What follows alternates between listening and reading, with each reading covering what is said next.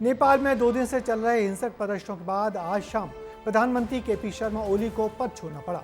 उन्होंने अपने पद से इस्तीफा दे दिया और उनको सेना का हेलीकॉप्टर सुरक्षित जगह पर ले गया। सरकार विरोधी प्रदर्शनकारियों ने आज संसद, पीएम, राष्ट्रपति के निजी आवास में आग लगा दी। उपद्रवियों की भीड़ ने 2 पूर्व प्रधानमंत्रियों के घर पर भी हमला बोला। राजधानी काठमांडू और आसपास के इलाकों में आगजनी में 22 लोगों की जान जा चुकी है और हिंसक उपद्रव में 400 से ज्यादा लोग घायल हैं। देखिए नेपाल के अनिश्चय भविष्य को दिखाती हमारी ये खास रिपोर्ट।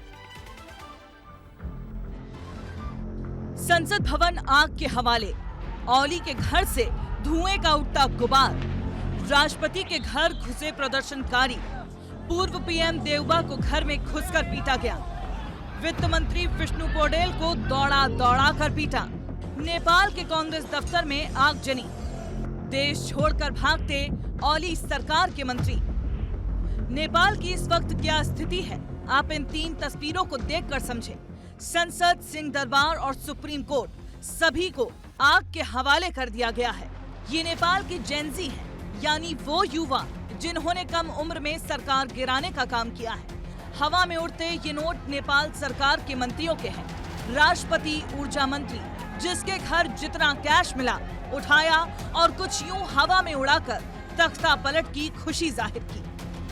जिन युवाओं के हाथों में किताब होनी चाहिए थी, वहां आज पत्थर है और जिसके हाथों इनके भविष्य का जिम्मा था, वो हवा में उड़ान भर सुरक्षित ठिकाने में दुबक चुके हैं। इस तख्ता पलट की पूरी कहानी समझे।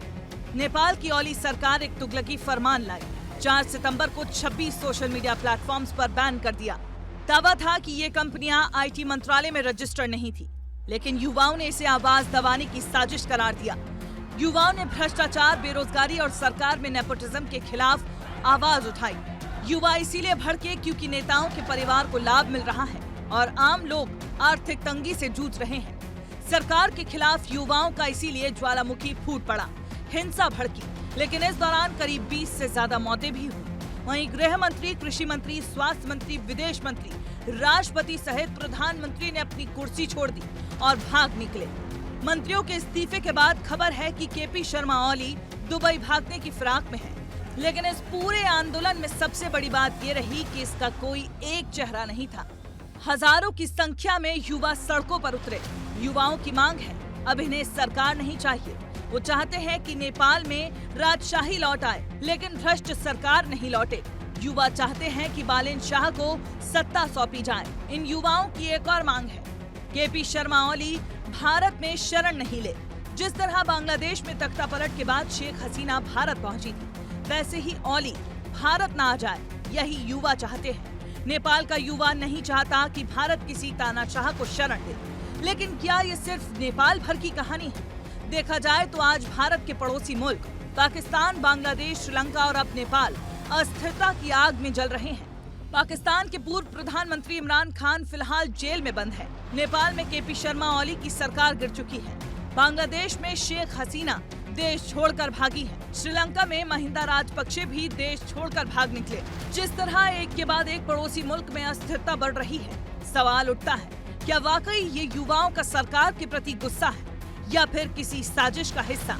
बात नेपाल की करे तो इस तख्ता पलट में चीन और अमेरिका का कनेक्शन निकलकर सामने आ रहा है। दरअसल हिंसा भड़कने के 5 दिन पहले केपी शर्मा और चीन के राष्ट्रपति शी जिनपिंग की मुलाकात हुई थी और ठीक 5 दिन के बाद नेपाल में हिंसा भड़क उठी।